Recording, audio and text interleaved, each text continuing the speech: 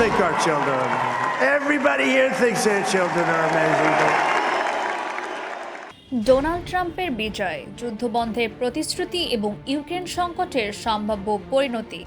মার্কিন যুক্তরাষ্ট্রে 2024 সালের প্রেসিডেন্ট নির্বাচনে ডোনাল্ড ট্রাম্প জয়ী হয়ে আবারও হোয়াইট হাউসে ফিরছেন। বিজয়ের ভাষণে তিনি আমেরিকান জনগণকে একটি নিরাপদ, শক্তিশালী এবং সমৃদ্ধ আমেরিকা উপহার দেওয়ার অঙ্গীকার করেছেন এবং বলেছেন, আমার প্রথম মেয়াদে আমরা কোনো যুদ্ধ দেখিনি এবং এবারও আমি যুদ্ধ থামাবো। ট্রাম্পের এই অঙ্গীকার ইউক্রেনের জন্য এক অনিশ্চিত ভবিষ্যতের ইঙ্গিত দিচ্ছে।